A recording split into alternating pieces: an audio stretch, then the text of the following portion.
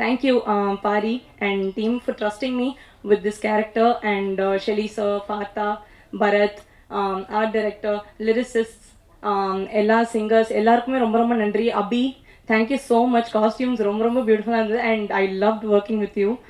ரொம்ப கொலாபரேட்டிவாக இருந்தீங்க, ரொம்ப ரொம்ப நன்றி.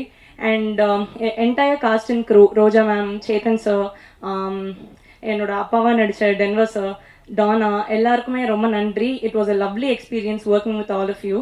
And I would like to share an anecdote.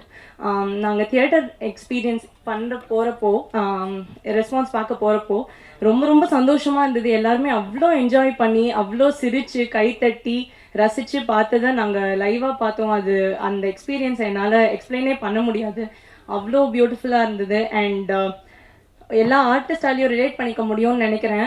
நம்ம பேரை வச்சு கூப்பிட்றதுக்கு பதிலாக ஒரு படம் பார்த்ததுக்கப்புறம் நம்ம கேரக்டர் நேமை வச்சு கூப்பிட்றது எவ்வளோ சந்தோஷமாக இருக்கும்ன்றது. அண்ட் சின்னவங்கலேருந்து வயசானவங்க எல்லாருமே வந்துட்டு என்னை படம் முடிச்சதுக்கப்புறம் மேஜிக்னு கூப்பிடும்போது அவ்வளோ ஹாப்பியாக இருந்தது. 2 குட்டி குழந்தைங்க, ஐ ஸ்டில் ரிமெம்பர், ஒரு 6-7 வயசு இருக்கும்.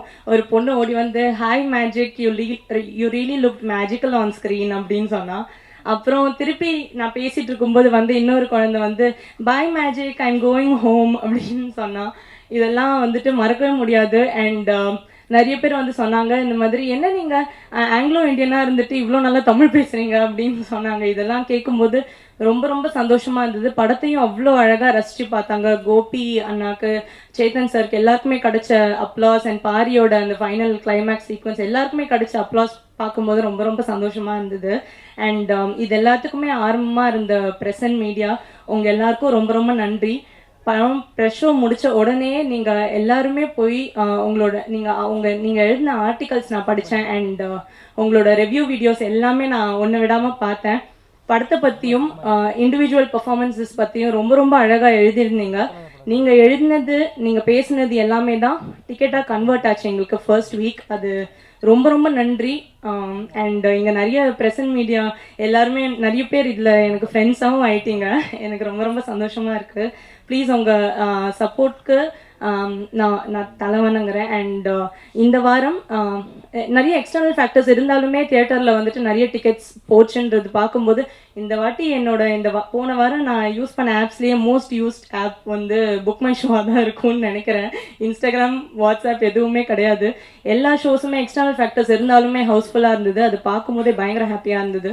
அண்ட் இப்போது ஸ்க்ரீன்ஸ் அண்ட் ஷோஸ் இன்க்ரீஸ் பண்ணியிருக்காங்கன்றது கேள்விப்பட்டேன். ரொம்ப ரொம்ப ரொம்ப சந்தோஷம்.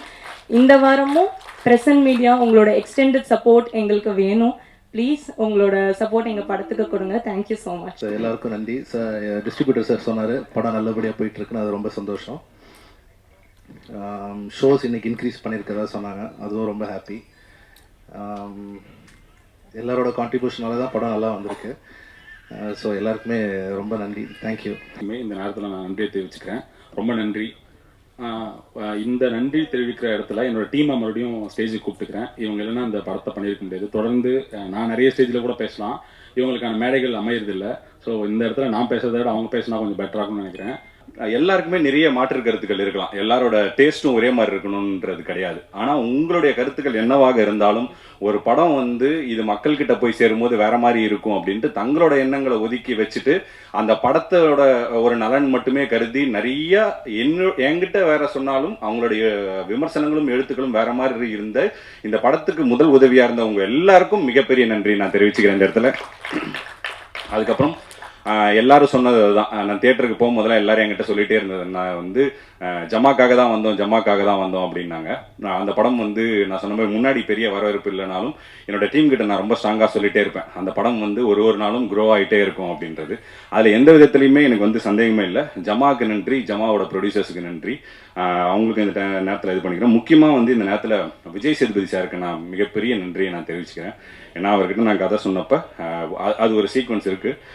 அவர் வந்து இந்த டைமில், இப்போ உன்னோட கரியரில் இந்த டைமில் வந்து $1 மில்லியன் நீ படம் பண்ணுறது வந்து ரொம்ப சரியாக இருக்கும் அப்படின்னு வந்து உத்வேகப்படுத்தி யுவராஜ் ப்ரோகிட்டையும் பேசி அமைச்ச விஜய் சேதுபதி சாருக்கு மிகப்பெரிய நன்றியை நான் தெரிவிச்சுக்கிறேன். அதுக்கப்புறம் $1 million productions Yuvraj Ganesan bro, இந்த கதையை வந்து அவர் சொன்ன மாதிரி ஆரம்ப புள்ளியிலேருந்து நான் எல்லாருக்குமே இந்த நம்ம சினிமாவில் ஜெயிக்கணும் அப்படின்னா லைஃப்பில் ஜெயிக்கிற எல்லாருக்குமே கனாப்படத்தில் ஒரு டைலாக் மாதிரி பிடிவாதம் பிடிக்க தெரியணும் அப்படின்னு நினைக்கிறேன். ஒரு விஷயத்த நம்ம நினைக்கிறோன்னா அந்த நினைப்பு மேலே மிகப்பெரிய பிடிவாதம் நமக்குலாம் இருக்கணும். அப்படி வந்து பல விஷயங்கள் ஆப்ஷன்ஸ் இருந்துமே நான் பிடிவாதமாக இந்த படத்துக்கு நான் தான் பண்ணுவேன் அப்படின்ற ஒரு பிடிவாதத்தோடு தான் இருந்தேன். அதை வந்து அந்த அந்த அந்த பாயிண்ட்ல இருந்து இன்னைக்கு வரைக்கும் நம்பின யுவராஜ் ப்ரோவுக்கு மிகப்பெரிய நன்றிகளை நான் தெரிவிச்சுக்கிறேன். மற்ற விஷயங்கள் எல்லாமே கிளை விஷயங்கள் தான். அவர் வச்ச நம்பிக்கை தான் இந்த படத்தோட தொடக்கத்துக்கும் இந்த படம் இன்னைக்கு சக்ஸஸாக இருக்கிறதுக்கு காரணமும் அந்த ஒரு விஷயம் தான். அவருக்கு மிகப்பெரிய நன்றிகள் நான் தெரிவிச்சுக்கிறேன்.